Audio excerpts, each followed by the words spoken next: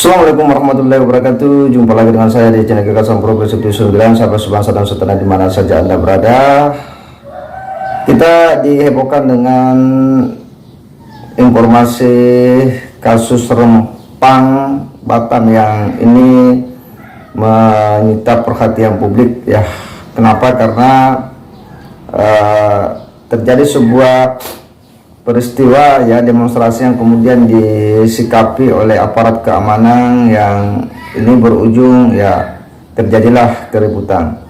Tetapi ada hal yang kemudian menarik dari peristiwa ini, karena di mana ada tokoh yang kemudian ikut terlibat di sebut-sebut dalam peristiwa ini, yang kemudian itu tentu sesuatu yang harus dilihat lebih jauh ke dalam. Nah, ini sebuah ulasan dari Habib Rizik Syihab yang ini nampaknya ngeri-ngeri sedap jika kemudian ditelaah lebih dalam. Bagaimana tidak ya, dia katanya akan menyiapkan ya dukungan penuh terhadap masyarakat yang ada di sana. Berikut juga dengan pengacara yang akan membela beberapa warga yang ditangkap. Nah, persoalannya adalah apakah kemudian Habib Rizik Syihab ini sudah menelaah lebih jauh terkait dengan peristiwa, bagaimana kronologi dan sejarah Rempang ini, sehingga dengan tegas dia memberikan sikap-sikap bagaimana warga negara itu kemudian menyikapi persoalan ini. Ini kan tentu harus dilihat secara jeli dan cermat. Nah, seperti apa statement dari Habib Rizik Syihab? Kita simak dulu sama-sama. Kita sudah kirim advokat karena Kiai Haji Abdus Somad UAS, Ustadz Abdus Somad, beliau bersuara membela warga Rempang yang di Batam. Kemudian beliau bikin dapur umum. Sudah, tujuan dapur umum apa? Ada orang yang demo menuntut kepada pemerintah jangan diusir, mereka lagi nggak masak, mereka nggak punya minuman, diberi makan dan minuman dari dapur. Nah, sekarang yang megang dapurnya ditangkap, semua yang bagi-bagiin makanan ke masyarakat ditangkap. Ustadz Abdus Somad yang mendanai dipanggil polisi. Tuduhannya apa, saudara? Ustadz Abdus Somad melakukan pelanggaran pidana karena membantu orang yang sedang melakukan kejahatan.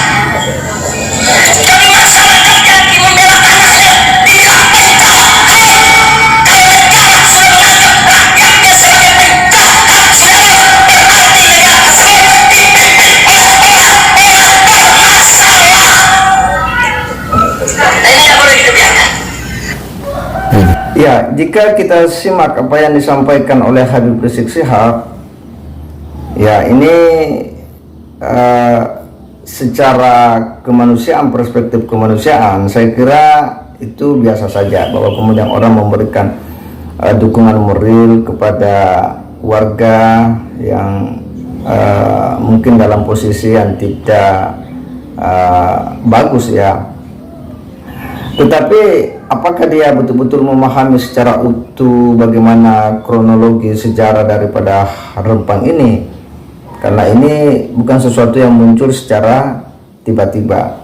Ini perlu tentu telaah dan pengetahuan yang mendalam agar kita tidak memberikan kabar berita kepada publik yang seolah-olah itu bisa membuat publik kemudian semakin panas atau akan berpikiran curiga terhadap pemerintah, berpikiran buruk terhadap negara. Nah, ini tentu yang harus dipahami apalagi seorang tokoh agama, karena apa yang sering disampaikan oleh pemerintah melalui Menteri Politik Hukum dan Keamanan Mahfud MD bahwa ini soal miskomunikasi yang tidak nyambung dengan baik, padahal upaya-upaya pemerintah untuk kemudian memfasilitasi masyarakat itu sudah dilakukan sesuai dengan prosedur yang ada dan semua dalam pertimbangan kemanusiaan yang wajar.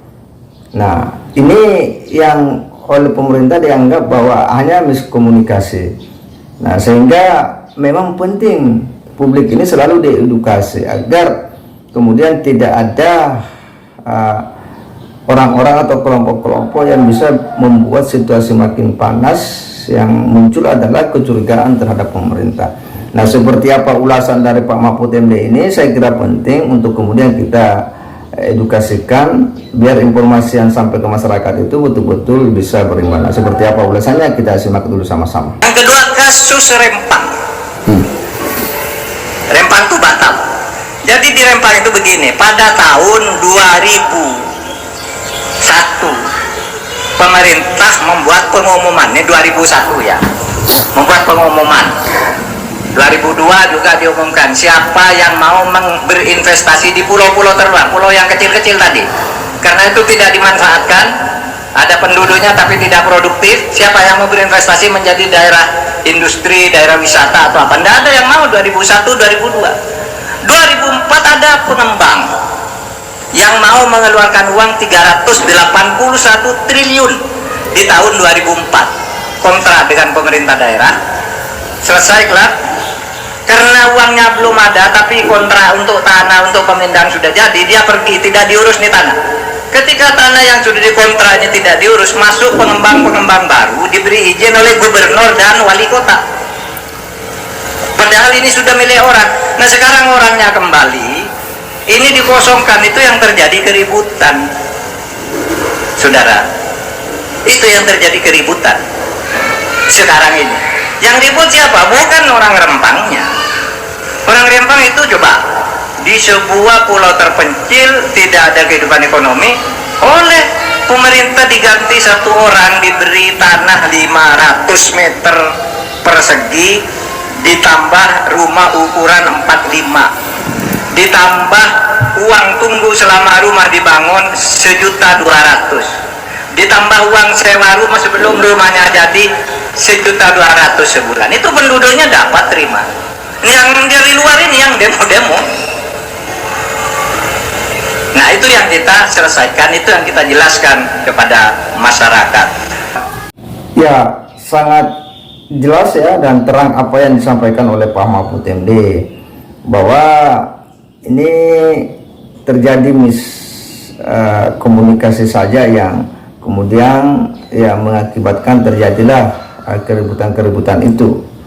Dan pemerintah menurutnya itu sudah menyiapkan prakondisi ya berupa hunian sementara terhadap warga Rempang itu yang kena dampak itu. Kemudian juga telah diupayakan sebuah ya tempat ya dengan penyediaan lahan tanah yang memadai, yang tadi disampaikan oleh Pak Mahfud MD itu cukup lumayan ya untuk kemudian menampung warga itu yang terkena dampak. Nah, sehingga kita harus betul-betul rasional menyikapi persoalan ini. Jangan karena ini program yang melibatkan pemerintah lalu kemudian salah sedikit ya ada upaya-upaya untuk mendiskreditkan pemerintah di mata publik atau membuat opini-opini yang hanya akan membuat publik tergiring pada curiga-curiga terhadap negara. Nah, tentu apa yang disampaikan oleh Pak Mahfud MD ini penting untuk kita edukasikan ya. Kita semaikan kepada masyarakat biar informasi ini betul-betul dipahami, dicerna, ditelaah secara utuh dan tidak ada persepsi-persepsi yang negatif terhadap pemerintah. Kita berharap bahwa penyelesaian persoalan ini ya mari kita dudukkan secara proporsional dan serahkanlah kepada pemerintah untuk mengurusnya sesuai dengan aturan main bernegara yang ada. Karena hanya dengan cara demikian ya maka problem-problem yang muncul itu akan bisa selesai dengan baik dan sekaligus meminimalisir adanya pihak-pihak tertentu atau pihak ketiga yang bisa membuat semakin runyam ini keadaan. Nah, ini yang kemudian penting untuk kita edukasikan kepada publik. Saya kira demikian. Wassalamualaikum warahmatullahi wabarakatuh.